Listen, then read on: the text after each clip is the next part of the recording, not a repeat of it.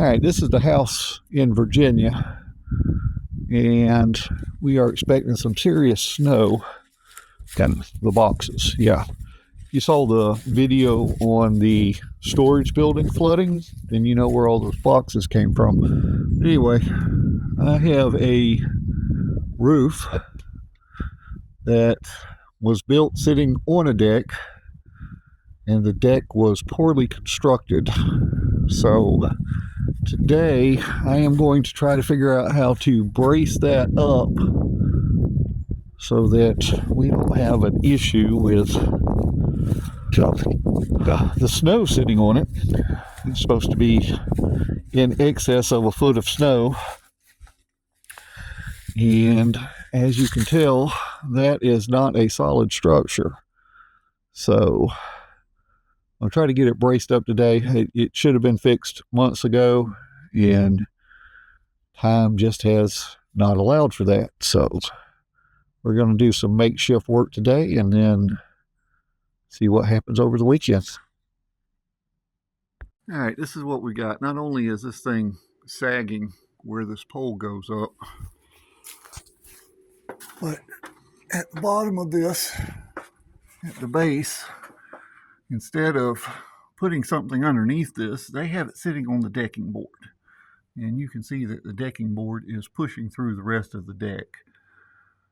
So we're going to need to put something underneath the beam, since there is no support at all underneath it. It's sitting right to the side of this joist instead of sitting on this joist, which is where it should be.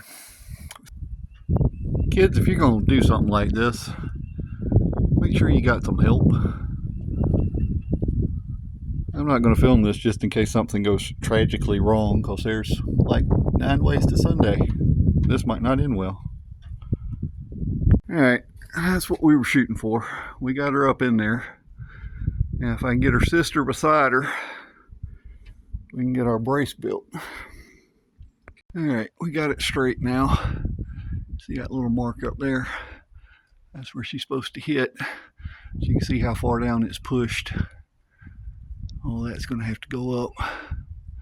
And that's as close as I can get it to the bottom of that. The bottom of that 6x6 up there, with those 2 bolts in there, and I don't want to pull those bolts out until I know I've got this thing secured. I have done this before, where forcing the second board in, the first board will come loose because you're pushing on that outside plate. Now what we're going to do is we're going to use this little bad boy here and a couple of temporary screws. Make sure that first one doesn't leave us when the second one goes in. Alright, I got my girls in place. I put a single set screw in there to hold them together so they would act as one piece. We're going to put one of those nice brackets there underneath here, and then we're going to work on getting our 6x6 in place, so we got something to set the weight of that roof up there on. Alright, the idea is to get that 6x6 post lined up right to the corner of that beam and tucked under that first runner, because the other 2 are going to have to come off. And as I keep saying, this is a temporary fix.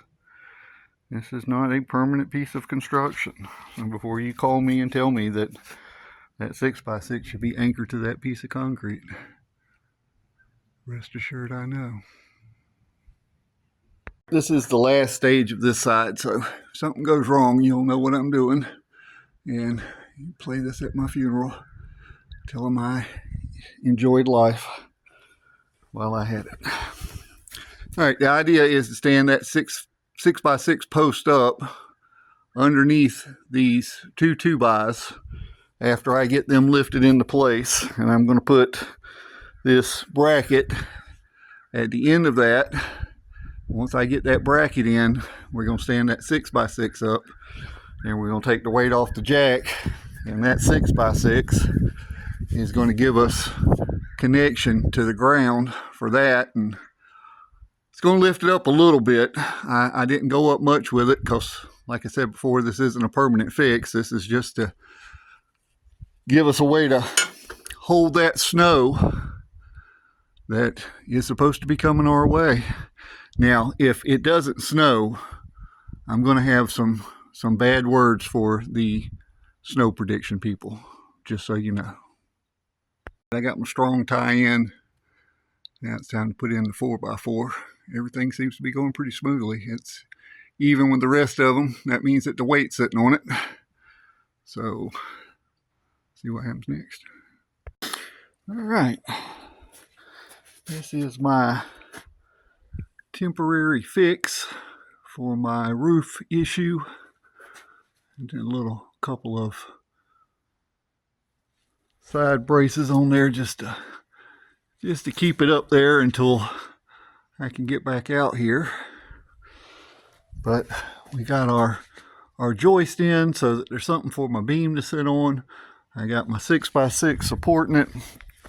Got everything knocked out before the sun went down, which it's trying to do right now. And it took a little bit of the sway out of my porch,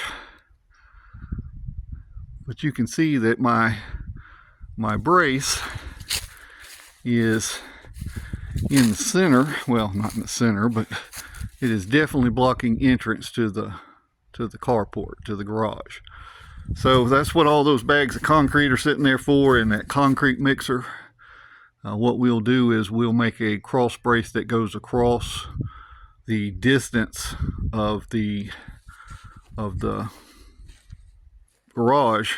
So there will be a pole here, and then there will be another one here, and then there'll be a cross member that goes across the bottom of the porch, and we'll use that same hydraulic jacking system that we used to put that in to put that cross member, and we'll do another one over here.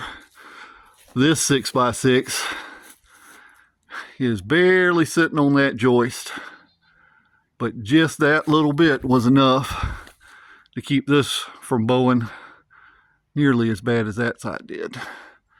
So we'll do 2 cross braces under either side of it, and we'll probably extend out from the garage and pour some concrete, and that will be a springtime video. Until then, hope you enjoyed. If you like watching me fix stuff or tear stuff up depending on the project, click that subscribe button and come back and see us again.